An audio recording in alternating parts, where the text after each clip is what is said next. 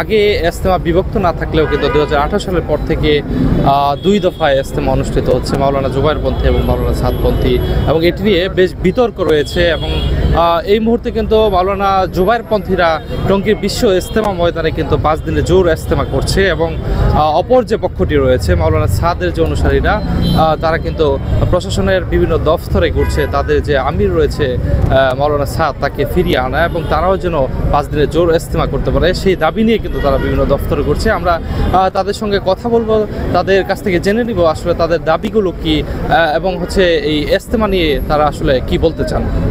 আলহামদুলিল্লাহ, আপনারা তো ইতিমধ্যে অবগত আছেন যে তবলিগ বিশ্বব্যাপী একটা শান্তিপূর্ণ মেহনত। তো এই মেহনতটাকে প্রশ্নবিদ্ধ করার জন্যই তৃতীয় একটা পক্ষ আমাদের মধ্যে আমাদের তবলিগের সাথীদের মধ্যে ঢুকে পড়ছে আর কি। এটা আপনারা অবশ্যই বুঝতেছেন, সবাই বুঝতেছে। এর মধ্যে তাদের প্রথম চক্রান্ত ছিল আমাদের আমিরের বিভিন্ন তাকওয়ার কথাকে প্রশ্নবিদ্ধ করা, এগুলাকে কোরআন হাদিসের সাংঘর্ষিক বলে চালাই দেওয়া। আসলে এগুলা বড় বড় ওলামা একরামও তাহকিক করছে।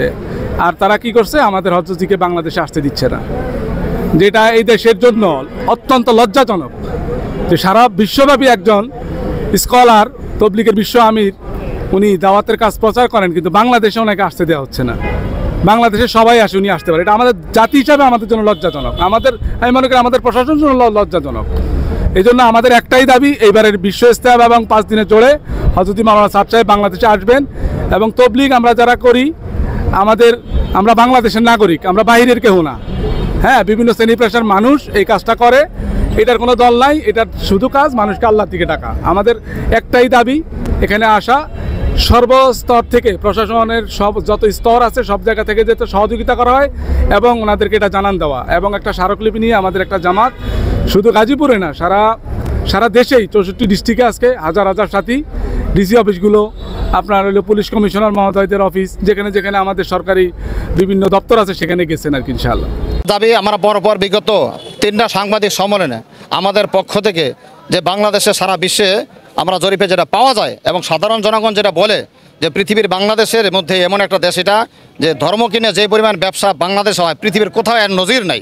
হ্যাঁ, এই জন্য আজকে দাওয়াত ও তবলিগের মেহনতের মাধ্যমে ওই জিনিস চাওয়া হইতেছিল যে রসুল আমাদের নবী যে ইসলাম রেখে গেছেন আবার ওই ইসলাম ফিরে আসুক।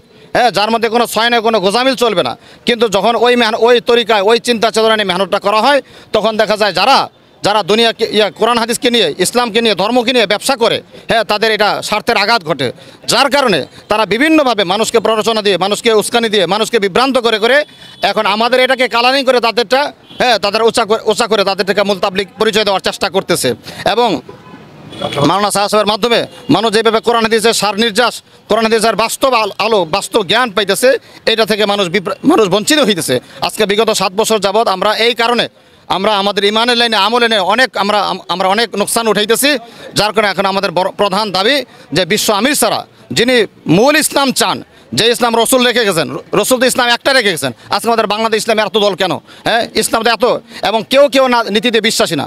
আজকে আমরা ঘাটেন বাংলাদেশে যতগুলি ইসলামের দল আছে প্রত্যেকটার জন্য আলাদা আলাদা ভিন্ন ভিন্ন মূলনীতি আছে এবং কেউ কার মূলনীতিতে বিশ্বাসী না। কিন্তু আমাদের হযরত মাওলানা সাহেবের একটাই দাবি যে নীতি তো একটাই, সেটা কোরআন হাদিসের, যেটা রসুল রেখেছেন, তার মধ্যে কোনো পরিমাণ কোনো গোজামিল এবং কোনো সয়নই চলবে না। আজকে এই নীতিতে যখন আমরা মেহনত করতে যাই, তখনই দেখা যায় বিভিন্ন স্বার্থ অন্বেষী, বিভিন্ন স্বার্থলোভী, বিভিন্ন ধর্ম ব্যবসায়ী, তাদের এটা স্বার্থে আঘাত ঘটে বিদায় তারা এখন এক পায়ে তারা চালাচ্ছে যে কোনো না কোনো অবস্থাতেই যেন মাওলানা সাদ সাহেব বাংলাদেশ আসতে না পারেন।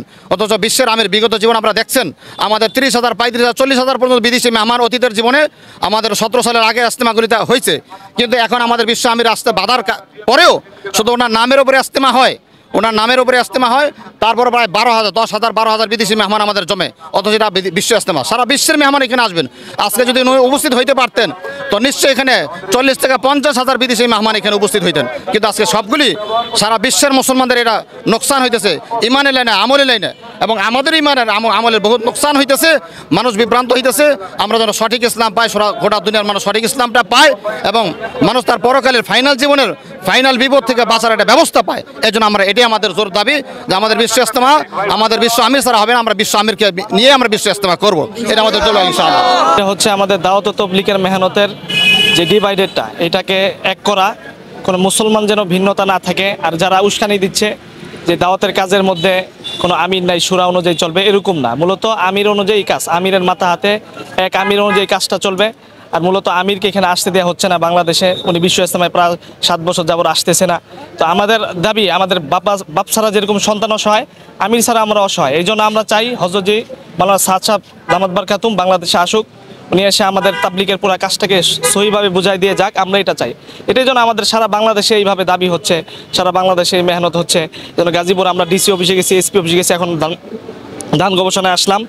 ধান গবেষণায় এখানে আর্মি অফিসার আছে, এখানে কথা বলে আমরা আমাদের দাবিগুলো পুরা করতে চাই।